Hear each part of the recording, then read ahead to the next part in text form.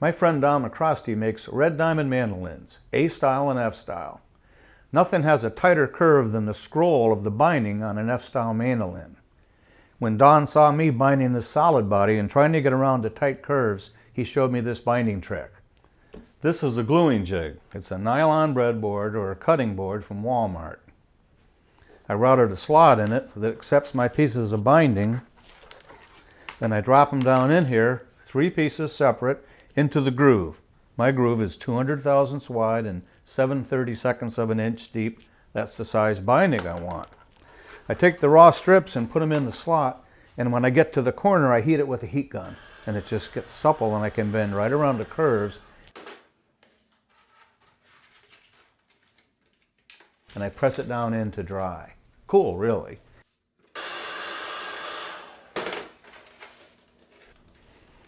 Takes me a couple of minutes to get those plies down in the slot, bent around the curves, and trimmed to length. Isn't that sweet? Once they're cool, they come out. They're not glued together, but they're right to the perfect shape.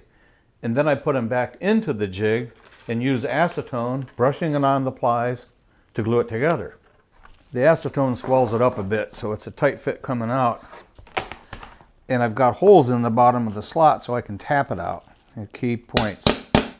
There we go. It's glued and it's solid, ready to go on.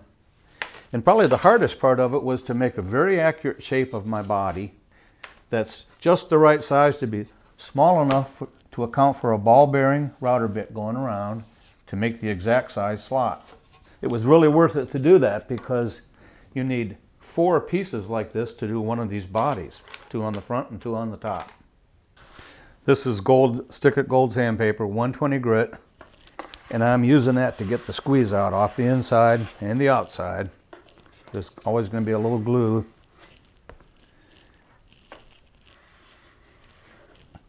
And I especially want to use it to flatten the bottom gluing edge. I don't care about the top. It's going to be sticking above and kind of crooked. I want this edge nice and level on the same plane so it all sits right down into that channel like it should. And I'll run a scraper down it too because the scraper will fill any bumps. That's good. Scrape that corner. And that's going to be ready to fit and glue on. Where each piece of binding meets, you need a miter joint. These 2 will come right out on the point at the cutaway. So I'll pencil a line right across the right angle and chop it back with the chisel. And I'll do the same thing with a little piece of this.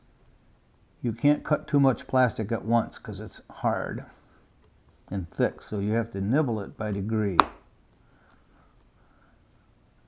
I'm going to nibble up to that penciled miter line.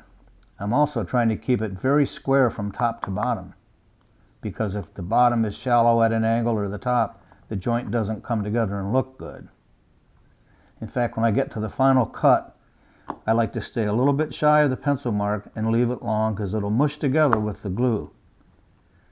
And here's another way to do it that I think is way better if you have a drill press. What I have is the plane blade from a little push plane notched into this wood dowel and epoxied in place with a brass rod in the other end. I drilled a hole and pressed that in there, and it goes into the drill press. That gives me the perfect little miter cutter to come down at 90 degrees to the table and do that cutting with accuracy. Those would be tough to get for me anyway, without having that jig to pre-bend it and laminate those pieces ahead of time.